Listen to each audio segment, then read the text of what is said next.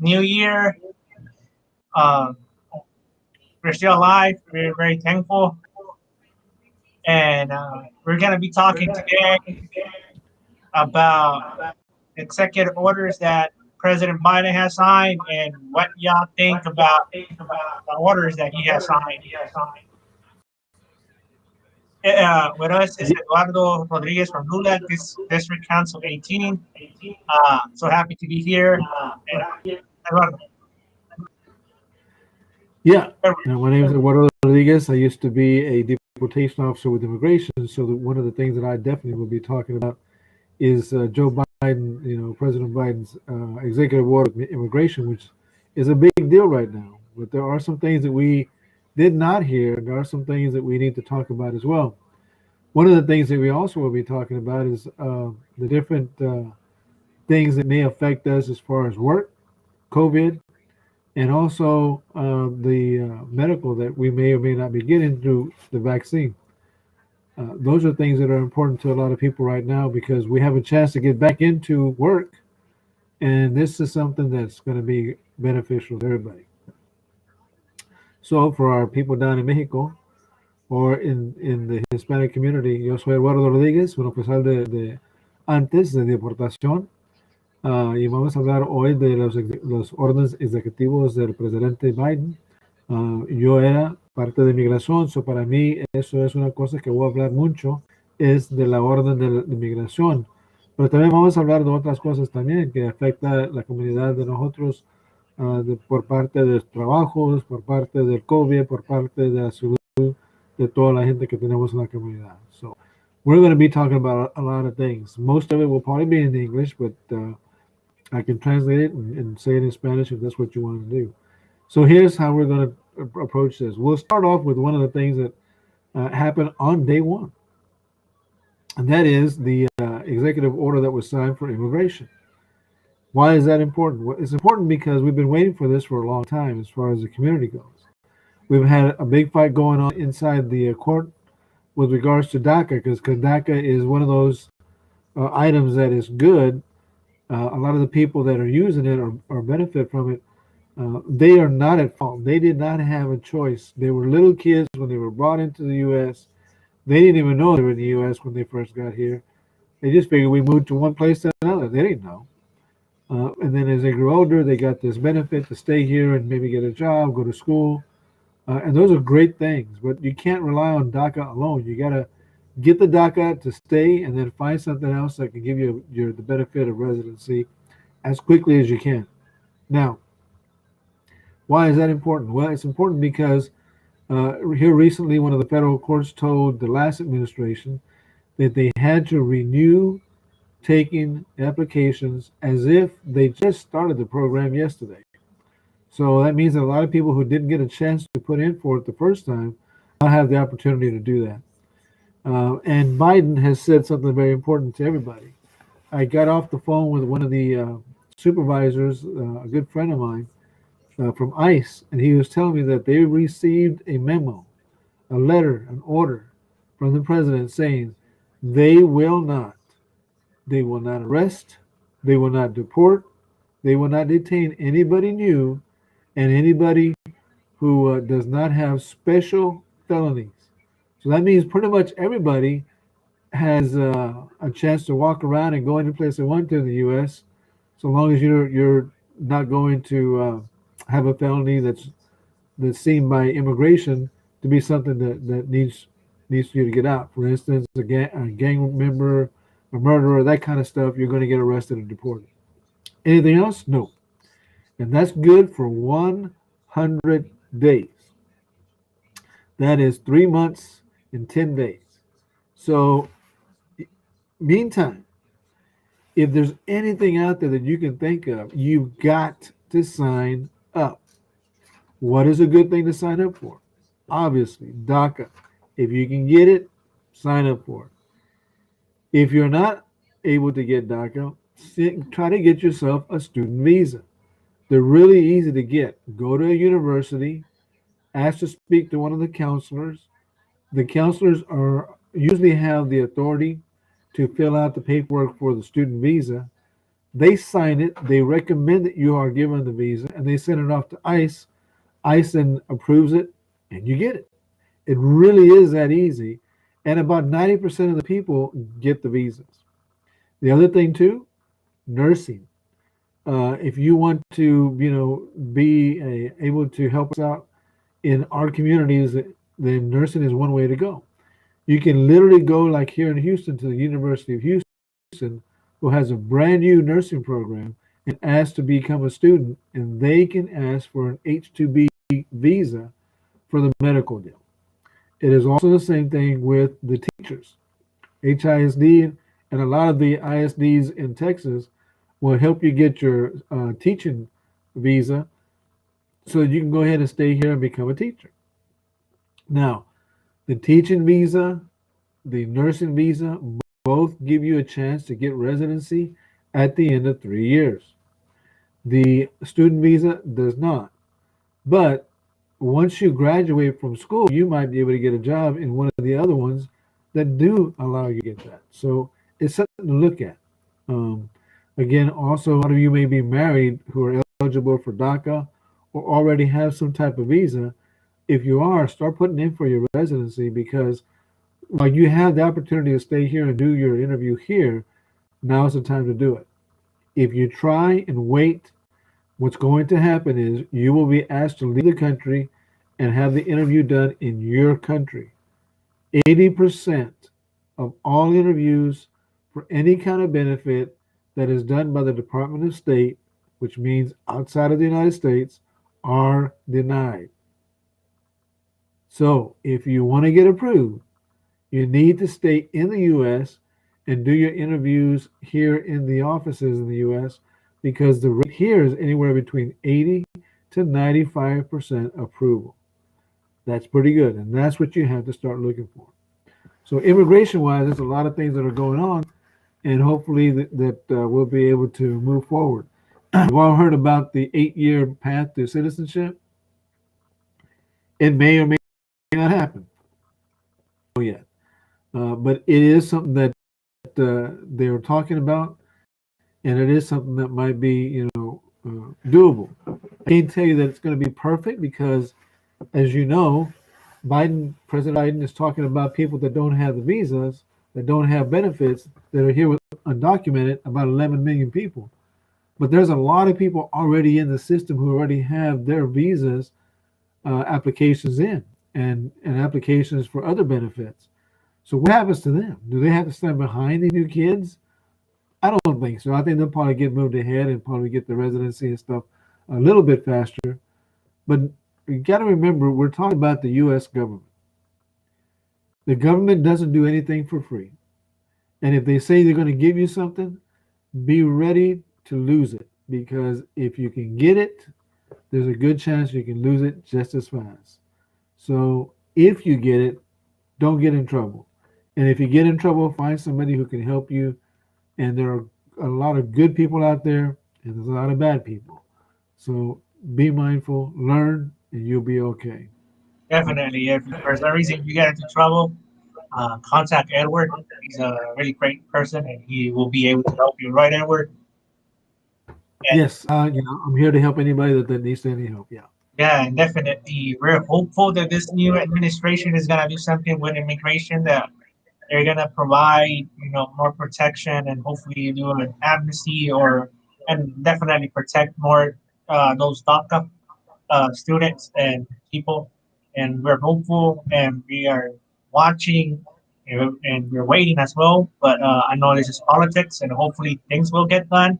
Hopefully those promises will, become real and everybody's gonna be happy and you know, the government gains a lot by giving, amnesty to all the people who are living here undocumented by gaining a lot of money and also having a record that those people are staying here and those people are already paying taxes. Some people believe that undocumented people who are living here in the States are not paying taxes. That's not true. A lot of them are paying taxes and a lot of them contribute to society. And we are hopeful. That's one of the things that I'm fighting for. Any conversation that I have with my fellow uh, political people that are in charge, they're in office, or they're with an organization, or they're in something involved dealing with the government and politics. I'm telling that, when it's an immigration reform going to happen, sometimes they respond, sometimes they don't. And, we're just hopeful.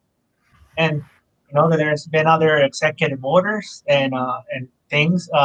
Edward, would you like to talk more about the other ones? For example, I know there's been a lot about the economy. Some are controversial, some are not. It depends on what side of the political uh, uh, spectrum are you on. So that's why we have this show, to ask y'all what do you think about the executive orders that Biden has signed.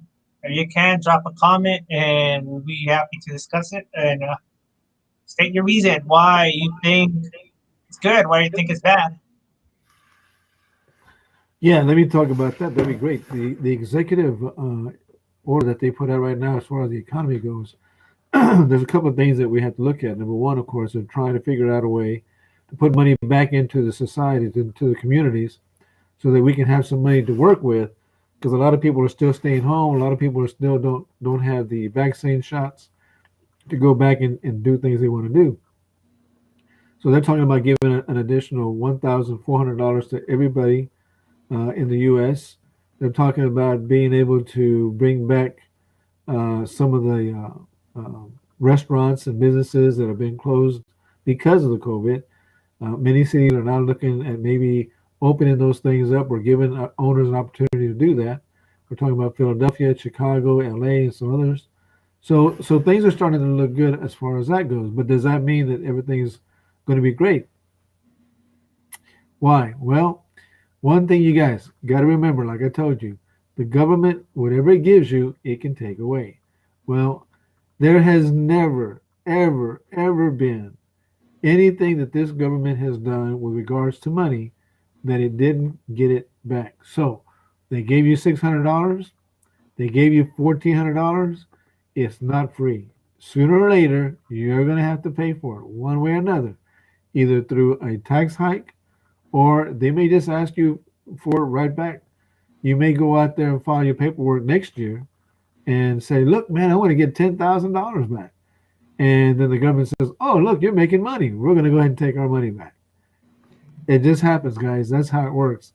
It's a really complicated system, and maybe someday we can talk about it, but it is something that's very complicated. Very few people understand it. I don't understand it completely myself, but it is something that we have to deal with no matter what. We've got to do it.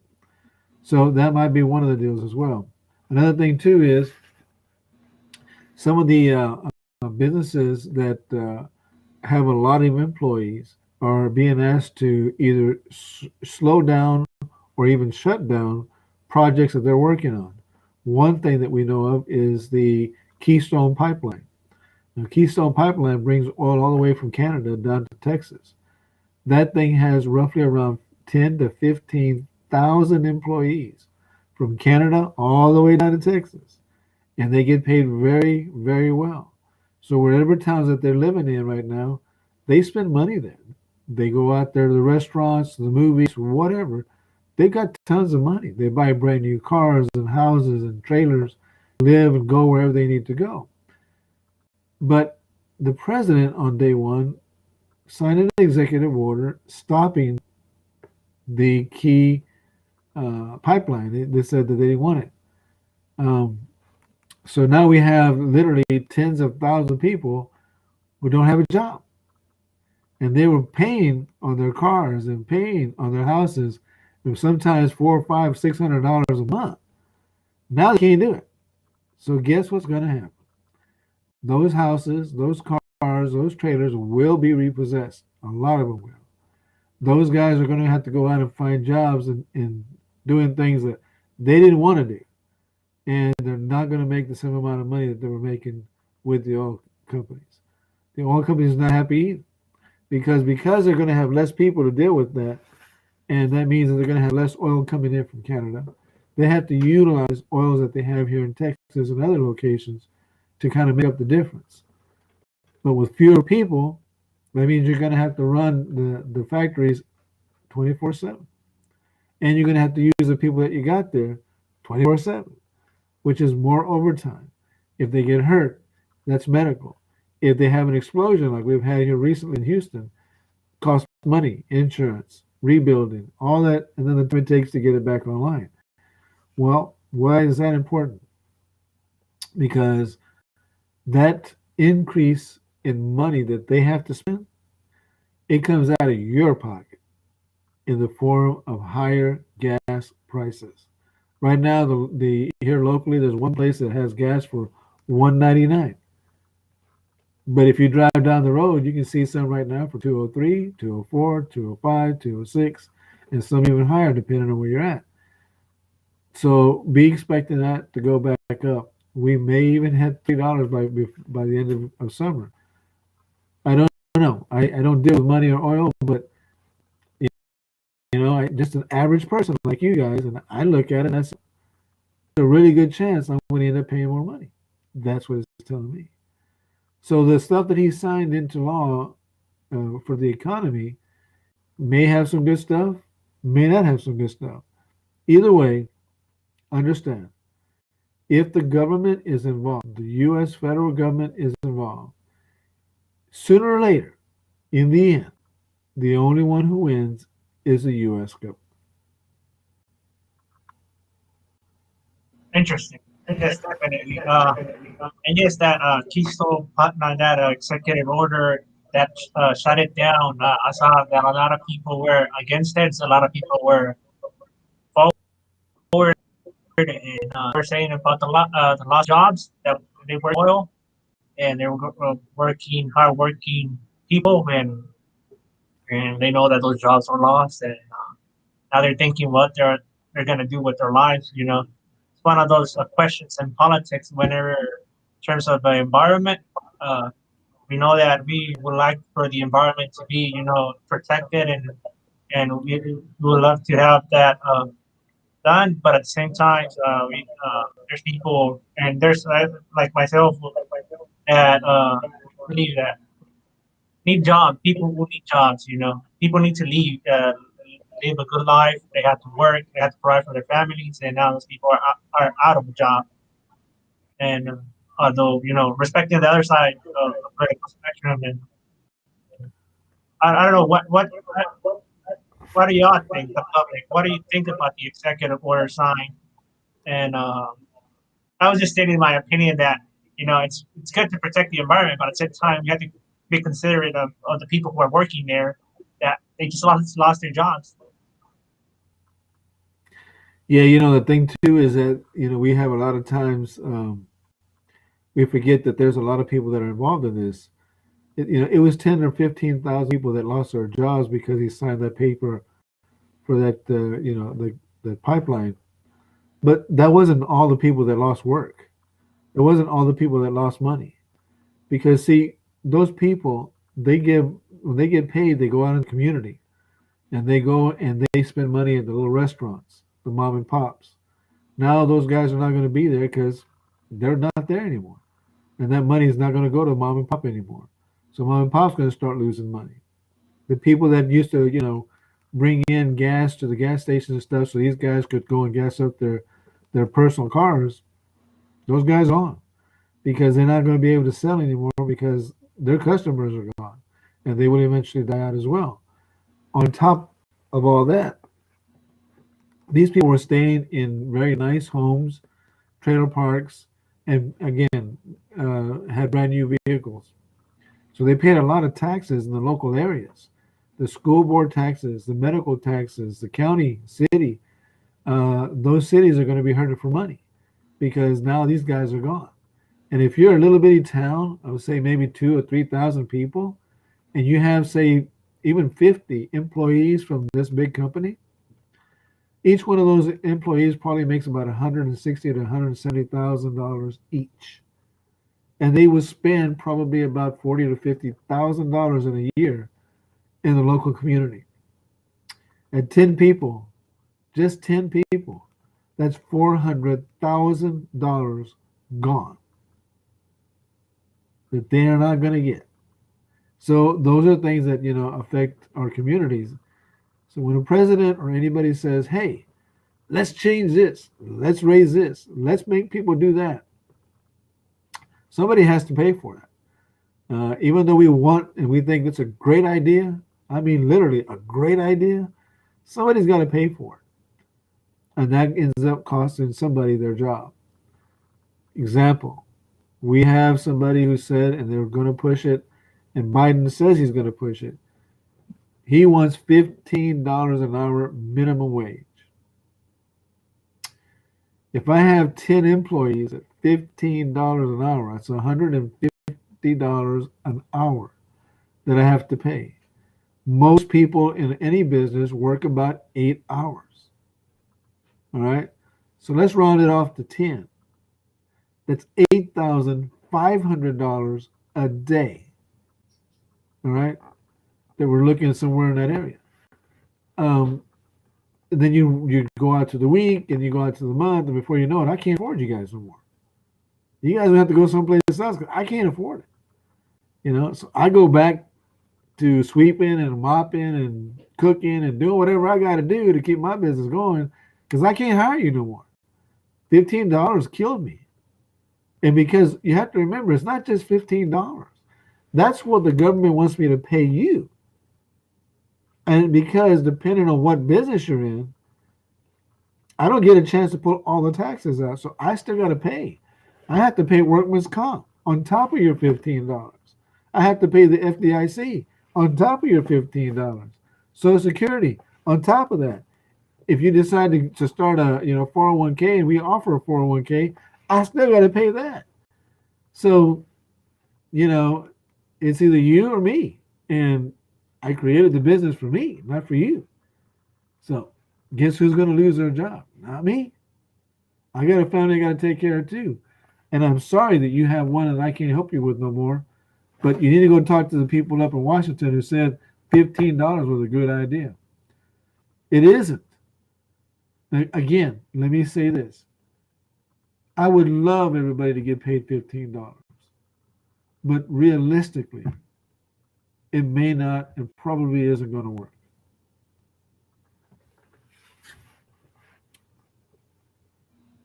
It's complicated. Sometimes we see it easy trying to get something done, and it sounds easy and sounds straightforward, but it's complicated as whenever you put it into practice, whenever you have to actually enforce it and be the law, and you want that to happen. It's a bit complicated. Then you require a business to pay that $15 wage, which is good. Like we're saying here, people getting paid more money is good because they deserve it. 40 hours of work, that person should be able to live a decent life, pay for rent, pay for food, and pay for their bills. But whenever you put it in, small business are may get crushed because of that. They might not be able to pay those employees. They might have to fire some of them. That's my opinion. I'm not an economic expert guy. I'm studying politics. I'm involved in politics. I'm involved in anyway in politics that you can think of, nonprofit organizations. But it involves a lot of things, and that's one of the things that hopefully they think about. And whenever they put it into practice, if it goes into law, they create a law or they do something. Hopefully they think about it. And we know this is politics, so we know any policy that it has a major change is going to take a while. It's going to be complicated, but we're hoping that some things do happen. For us, the Hispanic and Latinos who are watching us, and my personal view, I hope that an immigration reform amnesty happens. I'm hopeful that those people who have DACA, they become residents and they have a path to citizenship. I'm hopeful for that, and I'm fighting for that. Like I said, I continue talking to people. I call them on the phone, and when I get a chance, I remind them because an election just happened. They made some promises. We voted for them, and they're in office. We're the Hispanic and Latinos who carried them to the finish line. They got elected. Now, he's accomplished the promises that you made to our community between those 100 days. Yeah, another thing too is that I don't want people to get the wrong impression that we don't care. We do care, and we want you to get more money if you have an opportunity to do that. Now, let me explain to you something else. Speaking about that same thing, there are ways to get $15 an hour and not lose the business. Wait a minute. Well, you just told me that. I know I did. I know I did. Let me explain to you.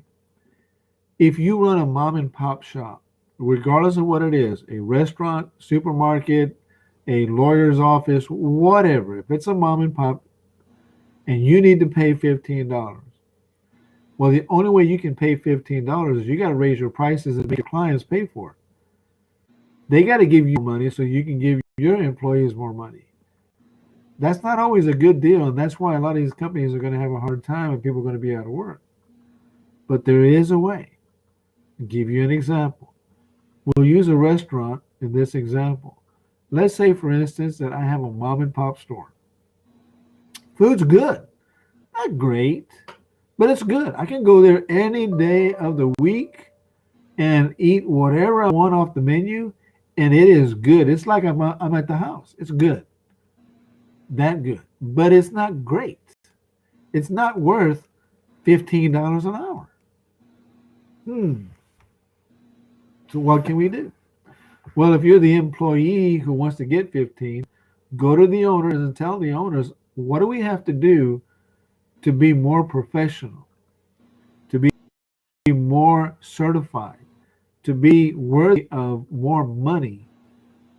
We can charge more for our services and we end up making more. The reason that a cordon bleu restaurant makes and charges $60 to $100 a plate is because the food there is excellent. Not good, excellent. And that's what you're going to have to do. If you want $15 an hour, if you've been to Carabas, anybody here been to Carabas? You know that most of the staff in Carabas are people, that are in their 30s, 40s, and 50s. They're not young kids. They're not 18 years old. These are grown men and women. That means that they're making a good wage to even think about staying as a waiter in a restaurant like that.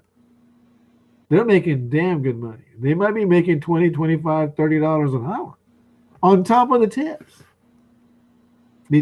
But Carabas charges. I remember one time me and my wife went down there. We had a little dinner with my family and stuff.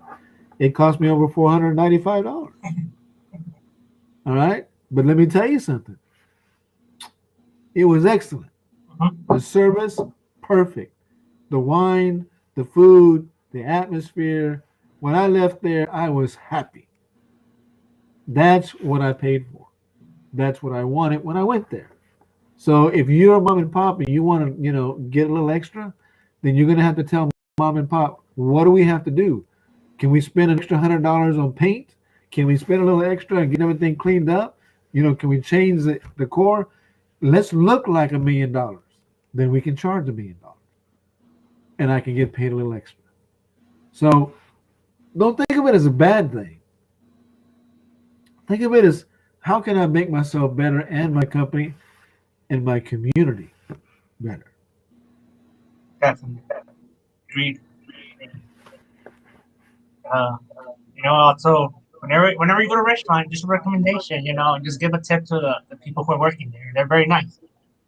And, it's good to give a tip. Yep.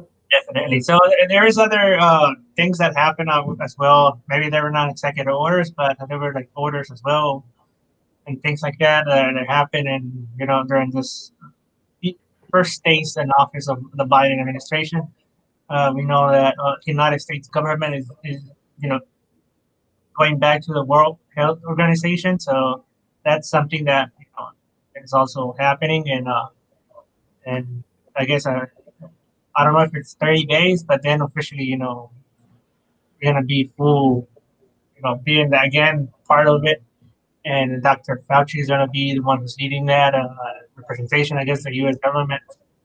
And things, there's a lot of questions as well. Should they face some challenges? Those people because of the pandemic, and there's people inside the states who are saying yes, and there's people who are saying no. So there's a lot of changes happening, and that's the why we have today's show. The first one in 2021 is to ask, what do you think about the executive orders and the things that he has done this first few days that he has been in office? Some, if you think they're good, or you think they're bad, please comment in below, and we'll be happy to discuss that matter and talk about it, because there's a lot that is happening, good, bad, depending on what situation you are, what area you fall in, and probably if you're in the oil business, you're probably thinking, oh, it's going really bad. And if you're a person that likes the environment, you're probably saying, no, it's really good. So it all depends what side, and we're here to discuss your opinions and talk about them. And if you want to join us one day in the show, you're all welcome to come in the show here in Community Advisors RSR, Asesores Comunitarios RSR, and talk about it. One thing that we like here in Community Advisors RSR is that this is for the people. So if you have a different opinion of whatever we're saying, please come in the show and we can talk about it. And Community Advisors RSR is dedicated to the Hispanic Latino community. So if you're not Hispanic and Latino and you have a different view from us, hey, you're welcome to come to the show and try to, present your ideas so people from the Hispanic community can hear what you're saying. Yeah, and that's one of the things that we have to worry about, because one thing that we do have a big problem right now is with what people believe to be racism. Now, whether it exists or doesn't exist, or somebody's making it up or not, that's not what we're here to talk about. We're here to talk about the fact that there are certain things that appear to be wrong. I'll give you a good example. I felt that when President Trump um, did a ban on all the Muslims, because he felt that these countries had a high percentage of terrorists that may be coming into the country, um, he went ahead and banned everybody pretty much from those countries, certain countries. I thought it was wrong only because until we can prove anybody, as being guilty in this country, anyways, we give them benefit of the doubt. Now, saying that, let me say this: the rights that you hear about and you see and people tell you about, the right to speak, the right to a gun, the right to this, the right to that, that only exist here. Once you step outside the U.S. border, you no longer have those rights. They're gone. You don't believe me? Take a small 22 caliber round. That's it. Nothing more. Just that. A live round. Put it in your pocket and walk across the border between Texas and Mexico. On the other side, when they find it, and they will put you in jail. That's it. They don't care if you're guilty or not. You're in jail. Now, but I'm an American. I have a right to possess, firearms and gun and ammo. Here, not over there. So keep that in mind when you travel or you hear all this stuff. Oh my God, it's illegal. It's a racist. No, all that only happens inside. Outside, that doesn't exist. Okay, we're the only we're the only country that really hollers about racism as much as anybody else in the world. So I thought it was wrong simply because of that reason. But again, those people were outside the U.S., so it wasn't wrong legally. Now we have another president who said he's going to lift those kind of bans and take care of those kind of people. Folks, today is, a very crazy day. It's January 25th. Basically 20 days ago, this president came into office. He's already signed a ban on Africans. That's it. Now, we didn't say African Americans. We said Africans. If you're from South Africa, you're not allowed to come in. If he does that, or if he was to try to do that in the U.S., he'd be considered a racist. But that happened outside the U.S. See how it works? In here, it's against the law. Outside, it's not. So Keep that in mind. You can get mad all you want, but legally speaking, constitutionally speaking, he's within his rights to do that. I don't like it. I didn't like it when the other president did it, but it's not about what I like. It's about protecting our people. And in that sense, they have a right to do that. As a matter of fact, we expect them to do that. So, regardless of who it was, that's their job. They need to take care of us. That's Yes, and important. Yeah. sorry to interrupt. I Yeah. apologize, but I just want to comment that there's a lot of rights and liberties that you enjoy here in the states that sometimes they're not outside of the states. Whenever you travel, if you travel to other countries, that's what we hear. That's what we read in books. That's what we read in articles from the news that you all watch, the same news. And whenever we read books, same thing. As I stated before, you can read it and over time, there's countries that have put it in the constitution to have more rights, but they don't put it into practice. So here, you have a lot of rights to protest and freedom of speech, the right to property, and a lot of things that you might not enjoy outside of the state. So I just wanted to point that out. Well, and that's exactly right. Those are things that we don't even realize that we have a lot of rights inside that allow us to do certain things. This show is on because of the rights that we have. In other countries, we couldn't even do this.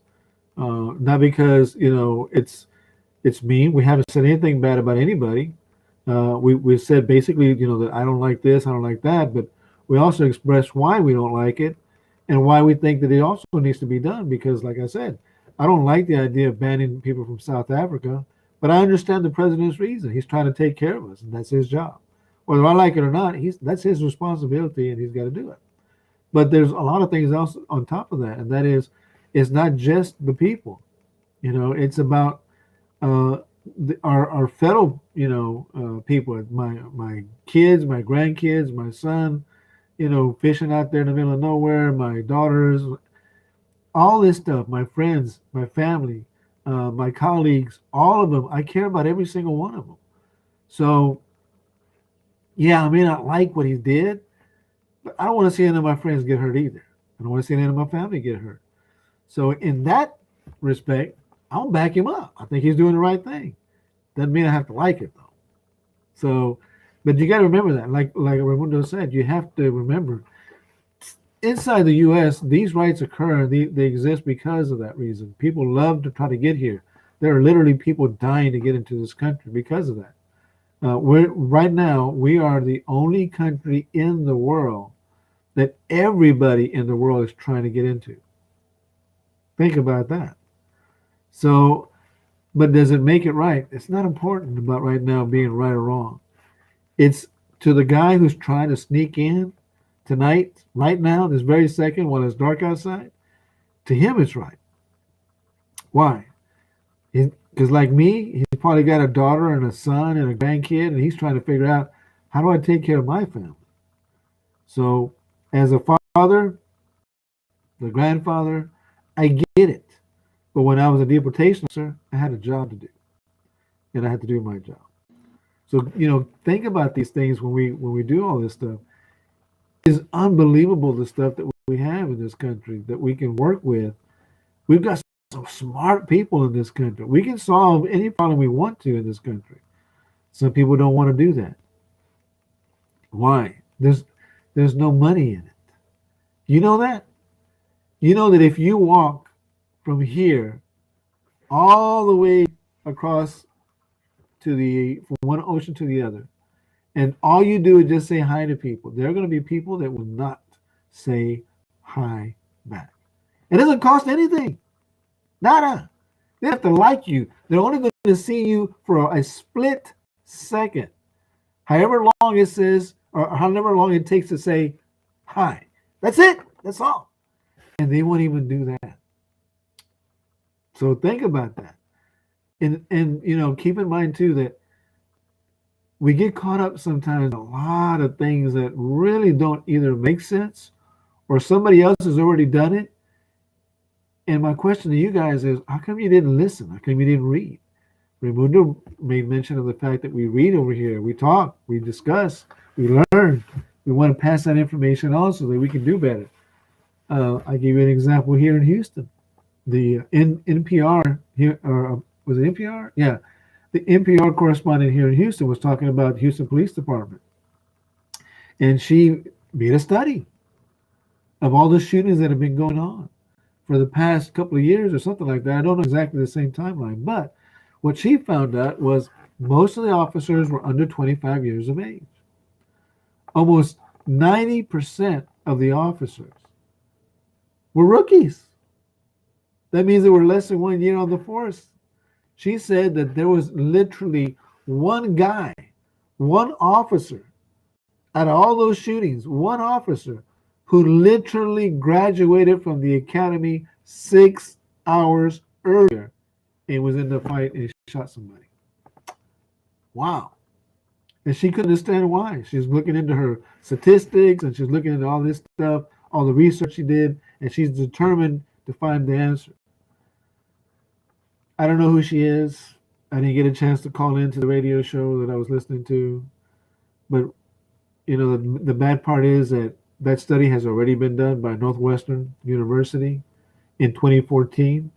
It is on the HPD's website. You can look it up. It is extremely detailed, more detailed than she probably would even think of doing. And nothing's changed. Nothing. So a lot of good it did. Nobody heard. Nobody listened. Here's a young lady who wants to say, oh, look, there's a problem. Look, I'm checking it out. I'm studying it. Yeah, somebody already did, and nobody listens. If they didn't listen before you, then they're going to listen to you. So you got to remember, there's a lot of good. It's a lot of bad. Somehow we got to figure out how to make do with one, solve the other, and move ahead.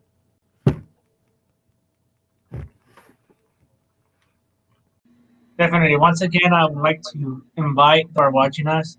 If you all one day want to come here and community advisors, be here live with us, send us an email. We have our email in our social medias. You can find it there, and send us an email, and we'll be happy to have you here on the show. And this show for community advisors, RSR on Monday, and Asesores Comunitarios, RSR in Spanish on Wednesday. Uh, it's to inform the Hispanic and Latino community, and like I invited a moment ago, to those who are non-Hispanic, non-Latino, and you want to come to the show, and you want to talk to the Hispanic and Latino community through us throughout the show, you're welcome to come and state your point, your idea, and hopefully you get a good response, and people will listen to you, and maybe they agree or maybe they disagree. You're gonna hear the Hispanic and Latino side. Once again, we're here to provide information to the Hispanic and Latino community. Uh, and also, if you're watching us, hopefully you're going to continue to watch us throughout the year. Monday we start at 7 p.m. and we end at 8:15 p.m. It's going to be in English. Wednesdays it's on Spanish, and Saturdays and Sundays, if there's for some reason we have to go live, it's going to be bilingual. So it's going to be Tex-Mex. Like whenever you hear the radio that's talking in English and Spanish, same deal. We're going to talk about things as you can hear, because we're in Texas, it's going to be Tex-Mex, Tejano. And so there's a lot of things happening, and we're hoping for a lot of things to happen. Like I said, for in terms of immigration, in terms of Hispanic and Latino, we're hopeful that those promises, they follow through, they accomplish them. And we're here, hopefully we don't hear too much of why they haven't accomplished those deals, why those obstacles. They say, hopefully we don't hear politicians saying that there's some obstacles, that's why they're not able to get it done. Now, there's a political party who has two branches, and they're able to get it done, and hopefully they're able to get it done. And those excuses are not acceptable. So because whenever I talk to individuals, talk to people who are involved in politics, there's always excuses. And also whenever I talk to my fellow, peers who study political science, and like again, I want to mention those people who are involved in nonprofits, people who are involved in politics, people who work for politicians. Their excuse is that there's obstacles. There are other political party. Now you are in control of the, House, the Senate, you're in control. of you have presidency now follow through your promise. You made it. You made some promises in the campaign. Hopefully, you're able to accomplish it. A lot of Hispanics and Latinos are very happy because of those promises. They're looking forward to it. Please do not, break that promise. Please don't start deporting a lot of people. We already know what happened in the previous administration. You know what happened in the previous administration as well. So we are aware of that. We have statistics, and we're gonna be talking about that as those 100 days passes. And if nothing happens, we're gonna start talking more and more about it. We're gonna have more shows like this, and we're gonna start providing more statistics, more policy. Who started the policy? Who continued the policy? Why no one stopped it? And then we're gonna start seeing things that we don't like, and there's a lot of things that we can talk about, and we can share that information as well to you all who are watching us who do not know that those things happen and who are the ones who set it in place, these policies, and to inform y'all to hear the side of the Hispanic and Latinos. And once again, we don't speak for all Hispanic and Latinos. We speak for ourselves, being Hispanic and Latinos. And obviously, there's people who are going to disagree with us, and for those people who might disagree with my opinion or with the opinion of Edward, you're welcome to come here and talk to us. This is the beauty of this. This is the beauty of the United States of America. You're able to have a different opinion, and you're able to have a conversation, and hopefully, it's a very nice conversation where we share ideas, facts, statistics, and Eduardo. Okay, well, I agree with it. That's one of the things that we have to remember. We have common ground sometimes, and we have to learn how to make common ground all the time. The parks that we have, the city parks, the county parks, state and national parks, that's common ground. That's an area for all of us to be able to sit down and relax. When we enter those places, we should leave all our luggage and our bad stuff out on the sidewalk. When we're there, we should just be there to enjoy, to be with our kids, to be with our friends, to be with our community members, but not to be politicians, not to be, religious or racist or ethnic. No, we're just citizens enjoying the day.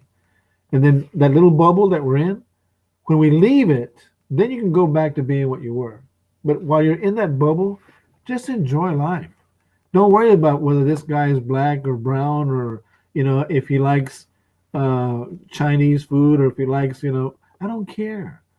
Let him enjoy himself and let me enjoy myself. Let us breathe. That's what the parks are for us to relax, take a breath, see what's going on, and get recharged so that we can go back into the fight. But we have to have common ground, and that's one of the things we don't have. Same thing in our communities. If we don't see eye to eye on something, that's okay. When we're out in the public, we can disagree in a very professional way. But when we go home, do whatever you want to. If you come out here and you want to talk about something that you really and truly don't like, don't sit there and cuss at me, because I'm going to have to cuss back to be equal. And it gets into a shouting match, and it never gets nothing done. Sit there and properly try to debate me and win me over to your side with proper conviction of what you're trying to say. Convince me. If you can convince me in your words without having to show me facts, without having to show me something physical, my friend, that's powerful. That's huge.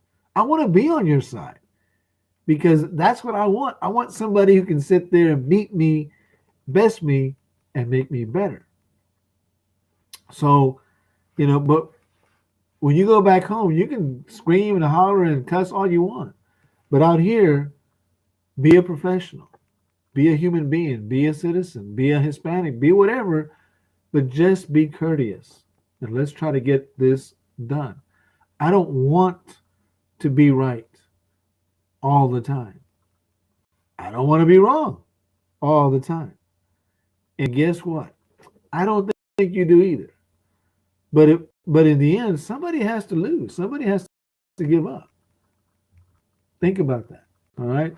Now, as far as COVID and all the stuff that's going on and what we have to offer, know that this show is going to be designed to help you out as much as we can. We always try to come up with some good stuff, some good information, and try to give you something that you can, sit there and go, we're not trying to convince you to look at it our way. We could care less. Really, we don't care. If you don't want to agree with me, perfect. That's what I want. Because if you agree with me and everybody who's listening to me right now agrees with me, it's going to get boring. And we don't want that. I want somebody to argue with sometimes, Even if I have to sit down and argue with the dog, somebody's got to argue with me, okay? But we have a lot of great things that are going to happen this year, and we have so much to offer you. I have things myself personally in the works that I will be bringing out little by little. But to give you an idea, Raimundo has set us up with a gentleman, a judge, who is with the Court of Appeals. Nice gentleman, knows his stuff, very professional. He worked hard to get that position. He had a hard fight in the election. He won, and he knows his stuff. We're going to bring him on. We're going to talk to him. We're going to ask him some hard questions with regards to COVID, with regards to a lot of things. To give you an example, here's one question that I have myself. Judge, you are in the Court of Appeals. That means that if somebody loses in the smaller courts, they can appeal their case to your court. So can I ask you this? A lot of people are out right now on COVID, and they are not allowed to go to court, not because they can't, but because the government doesn't allow for COVID. They're not allowed to go and have trials. We're being told right now the Supreme Court of Texas has said no trials until April. Well, it's been like that since May of last year. That's almost a year. The law says if a person is being charged with a felony, he has 14 days to be charged. And he has a right to a speedy trial. What happens? Are these people in violation? Is the state violating their rights? I don't know. That's a good question for an appeals court because it's a constitutional question. When does the Constitution stop? And does anybody have the authority to make that stop? That's a good question. I don't know. I'm hoping to ask him that, and I think that he'll be able to give us a pretty damn good answer. That's what we're talking about. What about all this news that we hear on the, Second Amendment? They're going to take away the guns little by little by little. Is that going to happen? Well, I kind of already know the answer to that. But he's a federal judge. A state judge.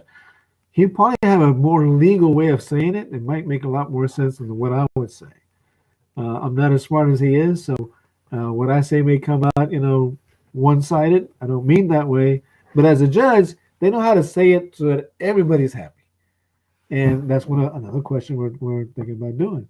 He's not the only one. We have businessmen. We have people that are running for candidacy. We have people that are candidates and won. We have other judges, other school superintendents and teachers and union leaders and organizational leaders. You name it, we're going to try to get them on here. It seems like the only kind of people we don't have on our show yet, we're working on it, but we don't have them yet. We don't have any singers. So we're not going to have any concerts on our show. All right? And guess what? We also don't have, we don't have anybody that knows what the hell's going on. So it's just going to be you and us, and we're going to be trying to figure it out ourselves, okay? There's nobody comes in like Elon Musk. We don't have Elon Musk. Sorry, I can't get him in here. We will try, but Bill Gates, no, can't get him either. These guys, they probably know what the heck's going on, but we're just a little bit too small for them yet. Maybe in a couple of months, all right? Maybe we can bring them in, but that's what we're looking to do. And I think you guys are going to be amazed if you really want to listen to what we have to offer. I think you guys are going to be, really surprised. We've got some good names, good people, and a lot of great subjects to talk about. We don't expect to go. This is a new format for us. If you notice how we're writing this deal, this is brand new for us. We've never done this. We even had trouble today getting on. I like the way the setup is. I like the way that we can watch as people start bringing in chats. We can view that. It's a beautiful way that Raimundo will be able to bring anybody on who wants to come on, physically. Now, I will tell you this. There's some of you guys, I will tell you right now, you're not going to get on the show. If you try to get on the video, I'm telling you right now, you're not going to make it. Why? Some of you people out there um, like to express your opinion, and we want you to express your opinion. We are just not set up for what you want to talk about. It deserves to be heard. But our audience and our way of doing things and making our presentations designed as entertainment so that we can enjoy and learn. But there are subjects that are very important, and there are websites and there are podcasts designed just for those. We're not one of those. That's not. We're not saying that we're not going to put you on here because we don't like you. Okay, maybe we don't like you sometimes, but that's not the reason we're not going to keep you on here. Really, because your subject deserves better attention, a better format, and deserves a better listening group. And we don't have that yet. Hopefully someday we will. So be patient with us. Maybe in a year and a half, we might be able to get to that point where we'll let you come on board and teach us some really, really good stuff. Because I look forward to those kind of talks. But right now we're just not ready for that. So don't be offended. It's not meant to offend you or to be racist or to be anything like that. It's just that we are growing and we're at baby steps right now. All right. So enjoy the show. I hope you enjoyed the show and enjoy the shows to come. Yes, We'll talk definitely. to you. I just want to mention that, even thought we tried to provide as much information. I guess we are gonna have a little bit of fun. Like maybe once we get vaccinated, and and once June or July, there was those months. We're probably gonna go there in the weekends and sit down at the restaurants and when we got permission, and you're gonna see us eat, and we're gonna go around and taste, you know, what foods are good, where the best menudo is at, where the best carnitas in Houston are at. So there's a thing that we were trying to do last year, but hopefully this year, once the June or July, and maybe 70% of the population has been vaccinated, we are able to go more freely out, and we can go out and taste that food. And maybe if you're not Hispanic and Latino, maybe you figure out where the best areas are to buy tacos and tacos. Let me say it as Hispanic and Latino: tacos and carnitas and mole, menudo, tripas. Oh, Yeah, so hey, so saying that, right? Hey guys, if you're listening, start sending us your list. Start sending us your recommendations because we're making that list. We want to go out there. We really that's going to be a lot of fun. We want to be out there and and talk to you. We want to be out there and listen and see what's going on. We don't want to be stuck in a room. We don't want to be. Everybody's been stuck in a room. All of us want to get out of here. Well, I know now. You know that little squirrel, that little freaking hamster. I know what he feels like. I went out. I don't have a wheel to run on all day long, like he does. I want out of this little cage, guys. All right, look at this little window that we're stuck in. Look, we're stuck in the window. Get me out of here, please. yeah, so definitely. So hopefully by June or July, once we're vaccinated, we're able to go out, and hopefully that by then the pandemic has died down. It's instead of being a pandemic, it's an epidemic. Maybe by if it resurges by you know December or something because of the code. I'm not an expert. I'm not a doctor. I'm not anything like that. I'm just saying because I've read some articles. Those articles may be wrong, so who knows? Don't take my opinion. Right, But yeah, but you can, Raimundo, you can't say this. You can say this. If they ever log on and they see us in a restaurant drinking a margarita, everything's good to go. oh yes, yes. They're good. Margaritas are good. I'm not more like a coffee lover, so you're probably gonna see me around figuring out where the good coffee is, and one type of coffee that it's not Hispanic and Latino, it's the Vietnamese coffee, but I love it a lot because it's really good. It has a lot of caffeine. So other than that, we're here once again. If you're gonna come on the show, send us an email, and we'll be happy to have you here. And we're gonna be discussing talking about a lot of things that are happening in politics and the community. and also locally. So you're gonna hear things that happen locally here. So you might hear some names about some politicians that you might love that might not be so friendly towards Hispanic and Latinos. So that information we're gonna start putting it out. We are people who are knowledgeable about politics. We are both individuals who are knowledgeable in politics. We both have our background that has served in politics, meaning working for X, Y, and Z, or volunteering, or some form of it. And we know that Yeah, there's and we know that I was there's gonna say, people who are not very friendly to Hispanics who come out friendly in public. So we're gonna start discussing more of that information. And like I said, as those 100 days pass by and there's no action, therefore we're gonna put more information out because that information is public. We just have to, you just have to go in on figure it out, find it. You have to find it on on the websites and where they're at, either be in Congress and the library articles. You just Google it. Sometimes you just have to Google it, and sometimes you just have to go through numbers. It's like whenever you have to find the information as how many people have been deported, you can find it in the website. It's in the I think it's a DHS website or which one website? It's Department of Homeland Security. You can find the numbers there. And you'd be surprised. You'd be surprised at people who get deported. It's like some people from Canada got deported. Why? Why are they living in the States? Isn't in Canada?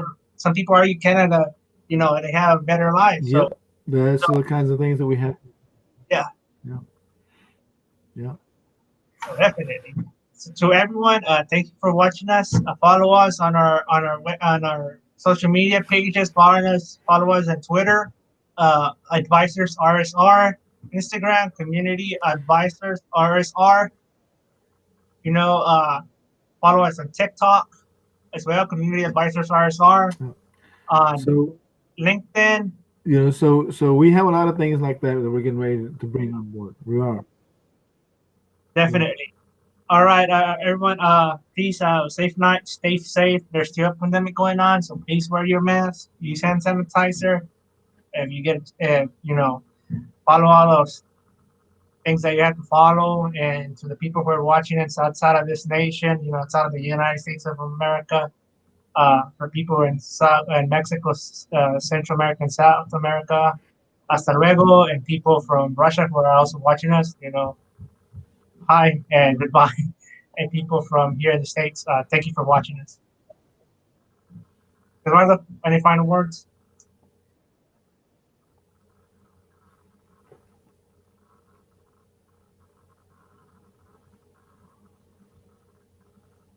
All right, everyone, goodbye.